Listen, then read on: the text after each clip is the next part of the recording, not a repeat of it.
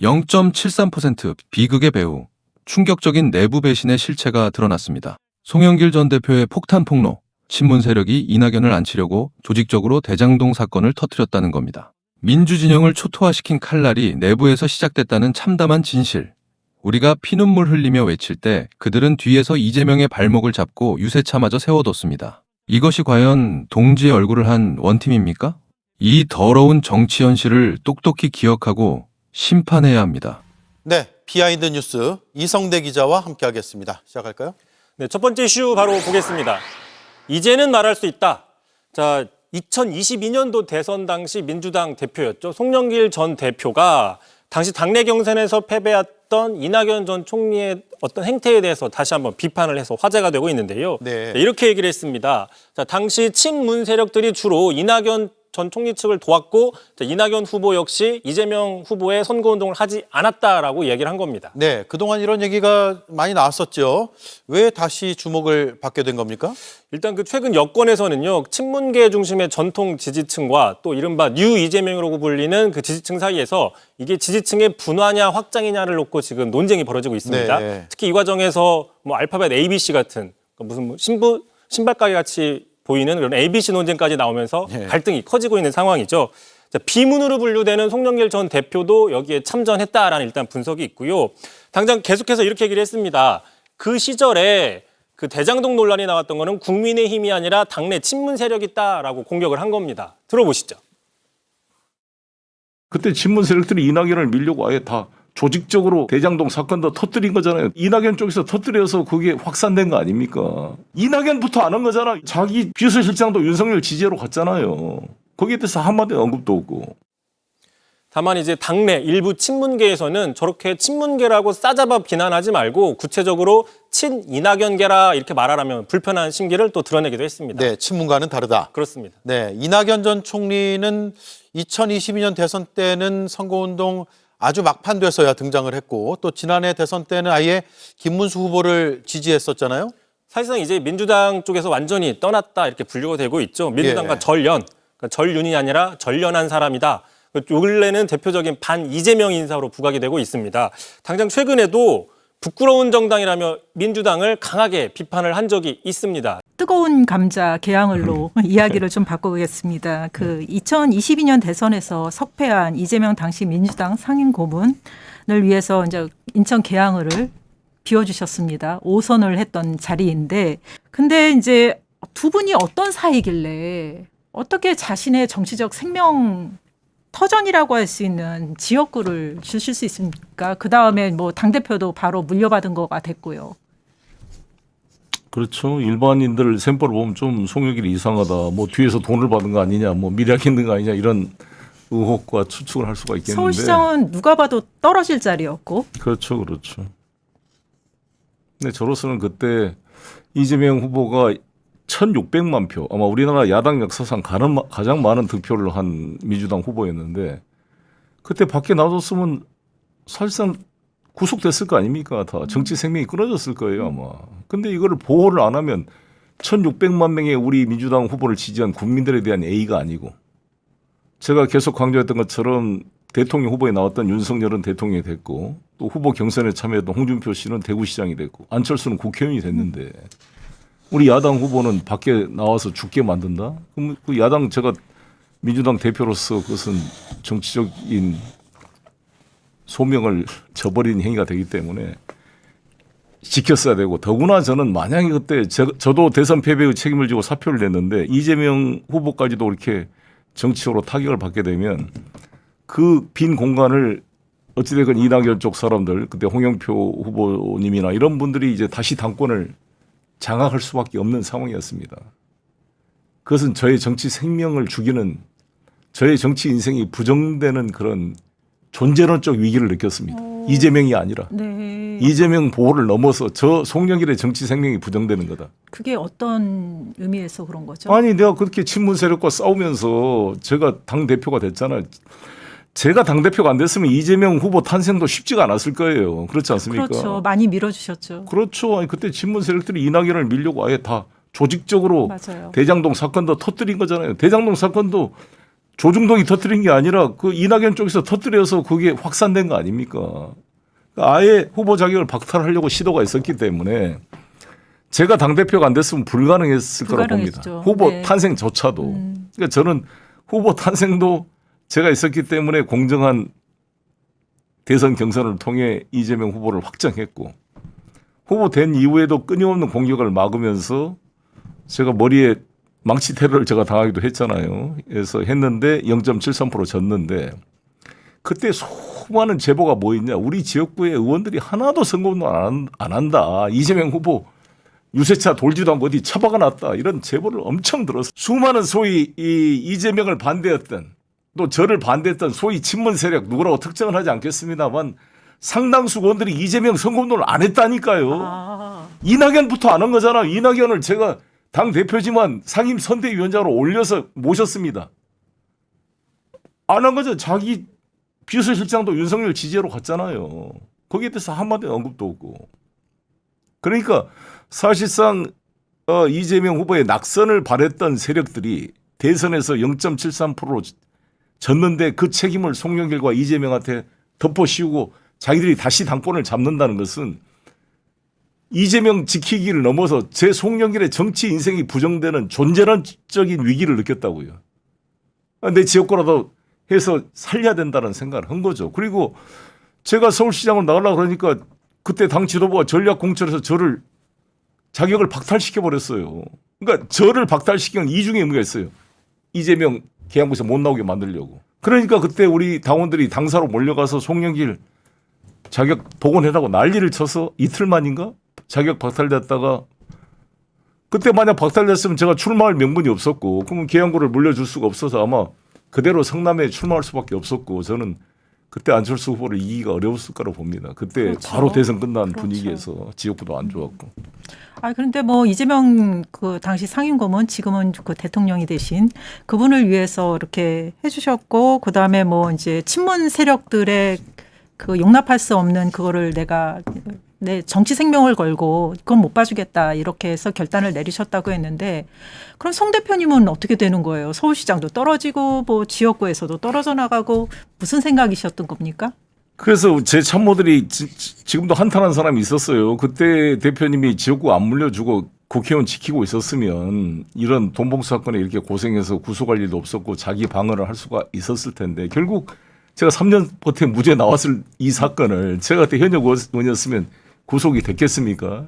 제가 싸워 이겼지. 이제 그런 안타까움을 표시한 분들이 많은데 저로서는 어찌됐건 제가 희생을 했지만 이재명 정부를 탄생시키는데 기여했다는 그런 만족감은 있습니다. 이낙연 전 대표에 대해서는 좀 감정이 지금도 많이 안 좋으시죠? 뭐 이재명 대통령 당선됐을 때 표정에 대한 언급도 제가 봤는데, 네. 아니 그렇죠. 나는 그분이 제 곧 중학교 11년 선배님인데 뭐 더 이상 이야기는 안 하겠습니다. 네. 그 6.3 재보궐선거에서 인천 계양을 나가시겠다고 일찌감치 공표를 하시고 뛰고 계십니다. 네. 그런데 지금 대통령 복심으로 그 불리는 김남준 전 대변인도 거기에 출마를 하겠다고 준비하고 있습니다. 지금 우리가 여태까지 이야기를 했는데 이제 대통령한테 좀 서운하지 않으세요? 뭐 무슨 뜻이 있겠죠. 그러면 이렇게 여쭤볼게요. 만약에 당에서 인천 그 연수갑으로 가세요. 거기 전략 공천 하겠습니다. 그럼 받아들이시겠습니까? 아니 받아들고 안 받아들고 문제가 아니라 지금 다 모든 지역구가 보궐선거는 전략 지역구라 네. 그냥 지도부에서 결정하면 따르든지 안 따르면 어떻게 할까요? 안 따르면 또 탈당해야 되는 건데 그럴 수가 있습니까? 당의 결정을 승부할 수밖에 그러면 없죠. 이 방송을 혹시 당 지도부에서 보고 송영길 대표님은 연수갑으로 가라고 하면 가시겠다고 하시는 거구나 이렇게 받아들이면 어떻게 하시려고 합니까? 아니 그것도 제가 처음부터 지금까지 한 번도 제가 그걸 말을 바꾼 적이 없어요. 당이 결정하면 승부가 한다 그렇게 말하고 있는 건데 대신 이제 당이 결정을 하는데 엊그저께도 정청래 당대표가 기자회견을 했더만요. 자기는 전략 공천 없고 모든 것을 상향식 공천을 하고 1인 1표제를 도입해서 당원이 모든 걸 결정하는 당원이 주인된 당을 만들겠다고 말씀하셨잖아요. 그거는 지방선거 이야기고 이 아니 국회의원 그러니까 전략 공천이라는 것도 당원의 뜻을 수용해서 전략 공천을 하는 거지 자기 혼자 마음대로 하는 것이 아닐 거 아닙니까? 본인도 전략 공천을 최소화한다 그랬는데 나는 이걸 왜 전략 공천하는지도 모르겠고 사실 그렇잖아요. 보궐선거라 무조건 전략 공천한다는 게 그 반드시 일치한 아니잖아요. 지역구마다 상황이 다를 수가 있는데 저는 이재명 대통령이 정치는 정치인이 하는 것 같지만 국민이 합니다. 이 말씀을 나는 맞는 말씀이라고 지금 계속 반복하고 있고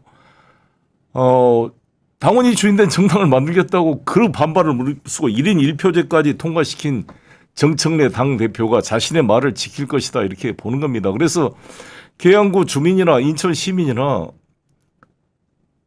그분들의 여론과 의사를 물어서 판단하겠죠. 저는 그렇게 기대하고 있습니다. 네, 그러면 그 여론조사 결과로 해라. 그 인천 계양을 주민들이 유권자들이 원하는 후보를 그쪽에 공천을 해야 된다 이렇게 말씀하시는 걸로 이해하면 되겠습니까? 전략 공천하는 것은 그것만 100%가 되는 건 아닌데 그것도 중요 요소로 참고해라 이렇게 말씀하는 거죠. 그렇지 않겠어요? 전략 공천하는 것은 단순한 그 지역의 여론만 가지고 판단하는 것이 아니라 당의 전체적인 전국 선거의 전략 또 뭐 이런 배치가 있을 거니까 그런 요소도 당연히 감안하겠지만 중요한 요소로 이것은 감안될 수밖에 없을 것이다 이렇게 보는 겁니다. 집도 일찌감치 계양을로 이사하셨다면서요? 과거에 살던 아파트로. 이사하다기보다도 40년 제 정치적 고향으로 돌아온 거고 네. 제 아내가 바로 이사를 했더라고요.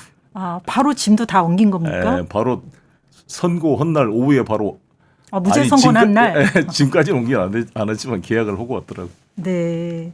그만큼 제 아내가 이 지역구에 대한 그 애정이 큰 거죠. 사실 지역구 관리를 저보다 더 열심히 했으니까. 그래서 이 농담으로 우리 아내랑 경선하면 내가 진다는 게 중론입니다. 아, 그러네요.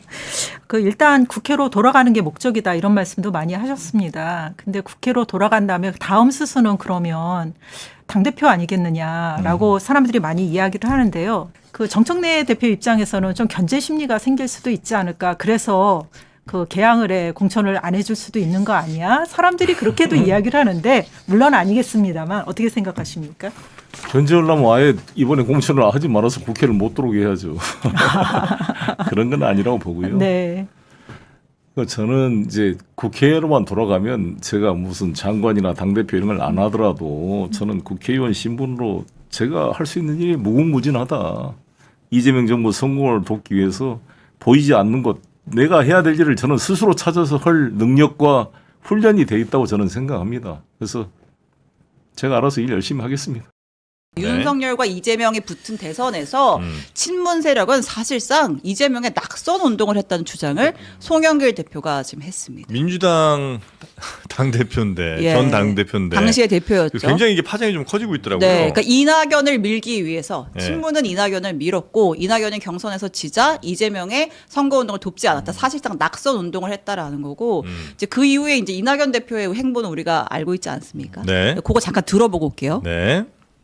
친문 세력들이 이낙연을 밀려고 아예 다 조직적으로 맞아요. 대장동 사건도 터뜨린 거잖아요. 대장동 사건도 조중동이 터뜨린 게 아니라 그 이낙연 쪽에서 터뜨려서 그게 확산된 거 아닙니까? 우리 지역구의 의원들이 하나도 선거운동 안 한다. 이재명 후보 유세차 돌지도 않고 어디 처박아 놨다. 이런 제보를 엄청 들어. 소위 친문 세력 누구라고 특정을 하지 않겠습니다만 상당수 의원들이 이재명 선거운동을 안 했다니까요. 이낙연부터 안 한 거잖아. 염치가 없어요. 부끄러워할 줄 모릅니다. 지금 자기들이 하고 있는 일이 무슨 일인지 알 거예요. 아는데도 아무도 말을 안 찾아요. 심각합니다. 심판을 받게 될 것 같은데요. 이제 지지난 대선에 그랬다는 얘기는 사실 좀 돌긴 돌았었잖아요. 그냥 뭐 공식적으로 보도나가 이런 건 아니지만 그냥 아름아름 혹은 뭐 커뮤니티 같은 데서 제대로 선거운동 안 한다 혹은 뭐 그냥 손 놔버렸다 아니면 은근히 오히려 윤석열 후보 쪽을 더 도와주고 있다 등등의 얘기들이 굉장히 있기는 있었는데 이제 전 당대표 입에서 이제 이 얘기가 나오니까 이거 굉장히 좀 충격적인 얘기긴 합니다. 이게 지금만 있었던 게 아니에요. 네. 2017년에 실제로 정동영 졌잖아요 그때. 네. 그 2012년이었던 네. 게 2017년이 아니고 2007년. 네. 그때 정동영 그 후보 측에서 뭐라고 그랬냐면 우리는 노무현 후보 될 때 정말 목숨 걸고 도와줬는데 내가 후보 됐더니 그쪽에서 하나도 안 도와줬다. 그러면서 엄청 서운해하더라고요. 그걸 뭐 제가 직접 들은 얘기니까. 그리고 그때 감정의 골이 꽤 있었는데 지금 정동영 대표가 정동영 통일부 장관이 지금 이재명 그 대통령 정부에서 사실은 그리고 또 이재명 그 대통령이 정치 입문하는 거 정동영계로 입문하셨잖아요. 그래서 이런 것들이 있고 문재인 대통령과 이재명 후보 두 후보가 막 싸웠잖아요. 열심히 싸우고 난 다음에 그때도 그런 얘기 있었어요. 문재인 대통령 되는데 이재명 쪽에서 별로 안 도와줬다. 그런 얘기 있고 이제는 이재명 대통령 됐는데 문재인 쪽에서 우리를 안 도와줬다. 이렇게 서로가 서로에 대해서 물론 이거는 선거가 끝나면 있을 수 있는 얘기예요. 섭섭한 부분이 있을 수 있는 얘기인데 이것을 아까 말씀하신 대로 송영길 전 대표가 공식화했다는 것들이 중요하고 네. 그다음에 지금 보면은 누구야 정청래 네. 그 대표가 봉화마을 가서 이 정청래 대표가 검찰에 대한 법안을 바꿀 때 검찰청 없애려고 할 때 제일 큰 논란이 뭐냐면 야 정작 제일 큰 피해를 입은 이재명 대통령 괜찮다는데 니들이 왜 나서 얘기에 대해서 이런 얘기가 나오니까 노무현 대통령을 소환했잖아요. 그리고 이번에 법이 통과된 다음에 봉화마을에 갔어. 눈물을 흘리면서 이거 저희가 임무를 완수했습니다라고 얘기하는데 이거 많이 어디서 드라마나 무협지 같은 데서 본 거 아니에요. 사부님의 원수를 저희가 드디어 갚았습니다. 네. 라는 어떤 선악적 세계관을 정래 대표가 그냥 그대로 보여주고 있는 것이어서 이거 이 싸움 그렇게 간단하지 않을 것 같아요. 네. 근데 저는 당시 당 대표로서 선거를 치렀던 송영길 전 대표의 이건 증언이기 때문에 이건 뭐 내부 제보가 아니라 상당히 이건 신빙성이 있어 보인다라는 게 그렇죠. 저의 일단 생각이고 예. 또 최민희 의원도 모 방송에 나오셔가지고 당시 이제 친문 인사들이 뭐 선거운동 잘 안 도와서 뭐 미안함이 있었다 이런 증언을 또 비슷하게 한 적이 네, 있어요. 네, 네, 그래서 네. 이런 것들은 전 충분히 있을 수 있는 일이다라는 생각이 들고 거기에 대해서 또 최민희 의원 같은 경우는 그게 이제 친문이 아니고 친낙계다 이렇게 또 분류를 하시던데 저는 그건 좀 맞지 않는 것 같아요. 결국 이낙연 전 대표가 총리를 지냈고 당대표를 지냈는데 문재인 정권과 함께 하신 분인데 친문과 친낙을 나누는 게 과연 가능할까? 너무 많은 인볼브가 돼 있어서 전 그 분리는 쉽지 않다라는 생각이 들고 결국에는 이 얘기를 지금 왜 하고 있느냐? 네. 최근에 유시민 전 장관도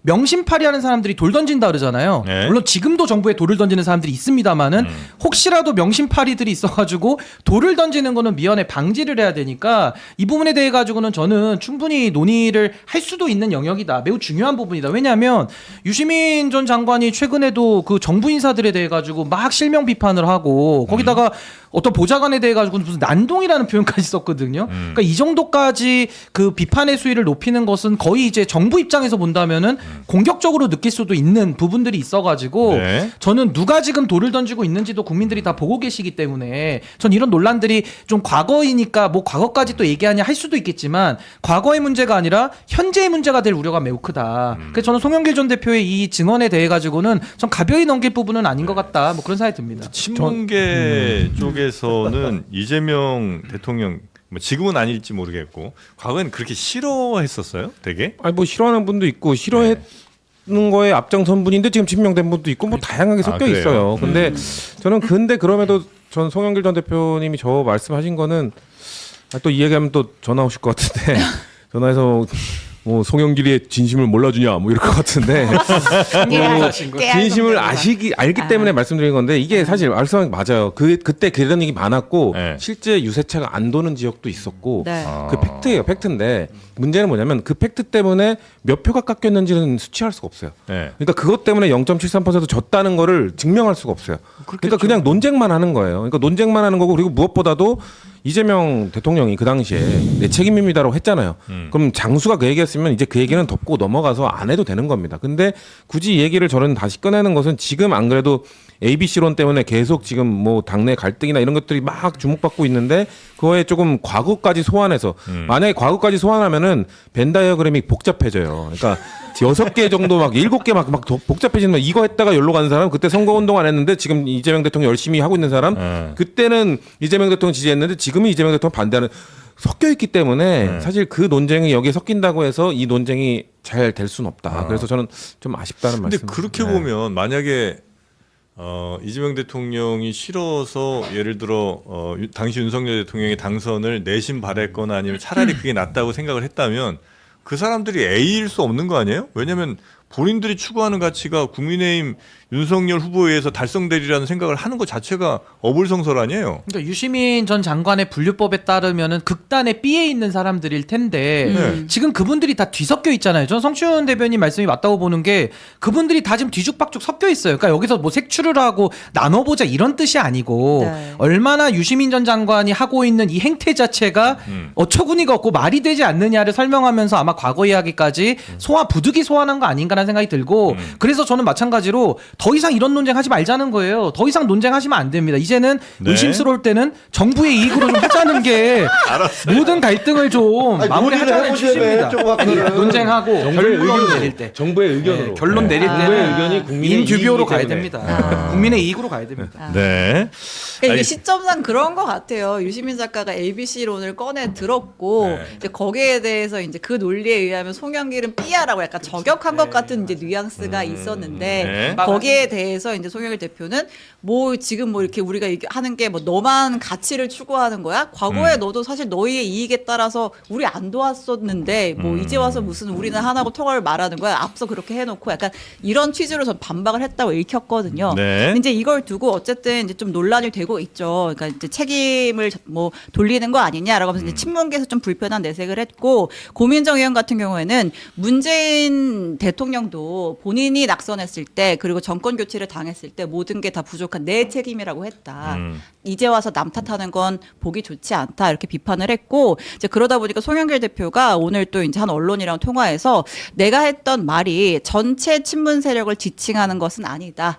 뭐 일부와 이낙연계를 지칭한 것이다라고만 얘기를 했습니다. 아니 그러니까 저는 이게 유시민 전 장관이 명심파리가 돌 던진다는 얘기를 했기 때문에 그 명심파리가 뭐냐 그걸 지금 얘기하다가 여기까지 논리 전개가 된 거거든요. 근데 먼저 문제를 제기한 사람을 비판하기는커녕 지금에 와서 대응하고 있는 사람들에 대해 가지고 뭐 자꾸 왜 싸움을 붙이냐는 식으로 얘기를 하면 네. 전 그건 주객이 전도된 거 아닌가. 우리가 선후 관계는 좀 명확하게 할 필요가 있다. 네. 그런 생각이 듭니다. 그러니까 이 이슈는 사실 이제 그만되는 게 아마 민주당으로서는 굉장히 바라는 일일 텐데 아마 그만두기가 쉽지 않으실 것 같아요. 왜냐하면 오늘 내일 계속해서 아마 그러니까요. 다른 정치인들이 또 이 비슷한 얘기 관련된 이야기를 아마 꺼낼 거기 때문에 그러니까 원작자께서 오늘 연속 방송 3개를 하신다고 하니 아마 추가 아니고 아마 내일인가요? 될 겁니다. 후속편이 계속 나올 거고 네. 그러면 또 다룰 거고 왜냐면 그게 잠재우는 후속편이 아니라 약간 뭐 시리즈 다음 시리즈를 예고하는 듯한 후속편일 것 같아서 네. 좀 아니 지긋할 것 근데 같아요. 생각해 보세요. 합당 논란도 합당을 먼저 절차 없이 던진 사람이 문제인 거지. 그걸 수습하고 막은 사람 보고 문제라고 하면요. 지나가는 도둑 잡은 사람들 시민들이 도둑 잡았는데 시민들 보고 물리력 썼다고 뭐라고 하는 거랑 똑같은 거예요. 그러니까 시민들 보고 네. 그러니까 시민들. 예, 그러니까 저는 이게 문제를 누가 먼저 만들었냐를 봐야 되는데 그 합당 논란과 마찬가지로 이번에는 유시민 전 장관님이 누가 뭐라 그래도 이 그림까지 그려와가지고 아 저도 그림 잘 그려요. 저도 그림 그릴 수 있어요. 이게 뭐 어릴 때 그림의 저도 도형, 미술학원 도형. 다녔습니다. 아, 사생대회 아닙니다. 그러니까 사생대회 아닌데 사생대회처럼 했기 때문에 예. 전 이런 식의 분류법으로 먼저 국민들을 편가르는 식으로 했던 부분들은 저는 뭐 그 분류법 자체를 뭐라 하고 싶지는 않지만 이 예. 논란을 촉발시킨 거에 대해서는 좀 일말의 책임감을 좀 느끼시고 앞으로도 행동을 하시는 게 좋지 않을까. 우리 당만 문제인 줄 알았더니 민주당 난리네. 문재인 정부 때문에 문재인 정부가 부동산에서 그렇게 비웃음거리가 되면서 그리고 정권이 망했거든요. 그건 망했다고 봅니다. 당장 보세요. 대통령 옆에 노영민 비서실장. 이분 저기 똘똘한 채 두셔가지고 끝까지 포기하지 않았잖아요. 네. 자기 지역구인 청주는 포기해도 서울의 집은 포기하지 않았습니다. 네.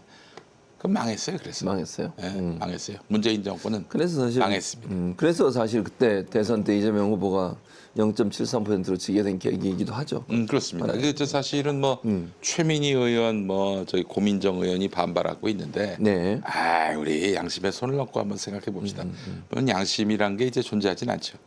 심장에 손을 대려면은 일단 이걸 좀 절개를 해야 될 텐데, 이제 뭐라고 해야 되나? 하여튼 두뇌에 손을 넣고 머리에 손을 넣고 한번 생각해 봅시다. 그게 맞는 얘기입니까? 친문들이 도왔어요? 지난 2022년 대선 때 안 도왔잖아요. 안 도운 정도가 아니지. 그 친문의 그 페미니즘 성향의 정춘숙 의원 지금 용인시장 예비 후보로 나왔는데 나왔어요 이번에? 예, 내가 봤을 때 안 됩니다 이 사람. 네. 저기 손 붙잡고 이재명 대통령 후보를 그 닷페이스라는 아. 그 페미니즘 유튜브에 데리고 나가서 네. 그걸로 레드크로스가 돼가지고 대선 때까지 계속 그 윤석열에게 밀리는 구도 네네. 많이 쫓아갔는데 0.73% 포인트 격차로 지고 말았습니다. 네. 그 친문이잖아요. 정표숙 씨도. 네. 그렇게 볼 수 있죠. 아 그렇게 해서 네네. 망했습니다, 여러분. 그래서 3년 동안 국민이 지옥에서 싱크로나이즈드 스위밍을 했어요. 네. 그래서 네. 진짜 지난 정부 때 2022년에 열심히 안 뛰셨던 분들 또 더러는 또 열심히 뛰신 분들이 있는데 주로 이제 페미니즘 성향의 이런 정치 지망생들 너희들 때문에 망했습니다. 네. 그래서 좀 정말 두 번 다시 이런 비극적인 일이 없도록 하기 위해서 그렇게 만든 윤석열 권력이 결국 내란을 일으켰잖아요. 응? 문재인 대통령도 할 말이 없습니다. 입이 10개라도 할 말이 없는 게 그 윤석열이를 그 검찰총장 시키면서 한껏 정치적 위상을 높여줬잖아요. 걔가 그 지분을 갖고 저쪽 당 가가지고 대선 후보가 돼가지고 대통령 된 거 아닙니까? 그런 얘기를 하더라고요. 어떤 문재인 얘기요? 대통령이 네. 노무현 김대중 정부가 있었기에 노무현 정부가 있었고 노무현 정부가 있었기에 문재인 정부가 있었고 문재인 정부가 있었기에 이재명 정부가 있었다. 아 무슨 그런 섭섭한 말씀을 다 하십니까?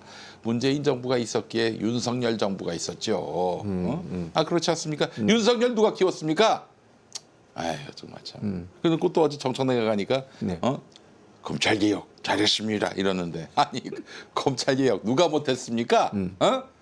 그런 얘기를 할 자격이 있습니까? 문재인 대통령님. 네. 아 그래서 송영길 전 대표가 네네. 하는 이야기. 그 저 지난 대선 때, 네. 2022년 대선 때 친문들이 선거 운동을 안 했다 고의로 낙선되기를 바랐던 것 같다 이런 식으로 얘기했단 말이죠. 예, 틀린 이야기 없습니다. 제가 봤을 때는 100% 정도가 아니라 120%로 그 말씀에 동의를 해요.